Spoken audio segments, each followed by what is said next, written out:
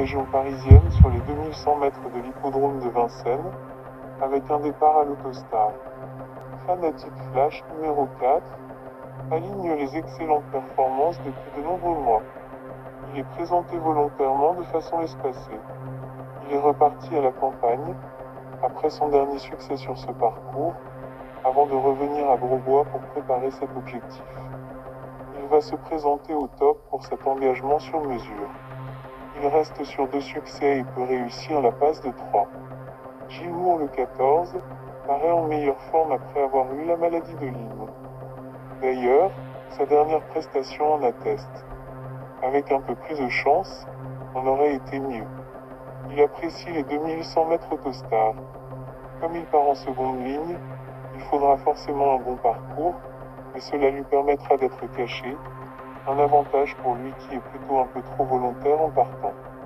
Fulmida le 5 est un peu compliqué comme le montrent ses 2 dernières prestations qui se sont soldées par des disqualifications. Son entraîneur a apporté 2 ou 3 modifications en espérant que cela porte ses fruits. Il faut impérativement qu'elle soit cachée. J'ai bon espoir qu'elle revienne sur le droit chemin cette fois. Sam The Man le 10 a effectué sa rentrée à Vincennes après 5 mois d'absence. Ferré ce jour-là, il a couru en progrès lors de sa sortie suivante, déferré, en prenant la 5e place du Quintet Prix de Brionne, le 17 janvier. C'est certainement de bon augure pour cet engagement. Retête le 15 a déjà montré de la qualité sur la grande piste de Vincennes, ainsi que dans son pays d'origine, la Suède.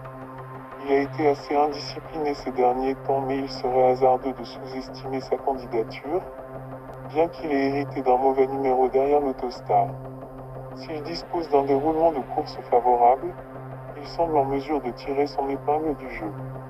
Notre pronostic en 5 chevaux sera donc le numéro 4, le 14, le 5, le 10 et le 15.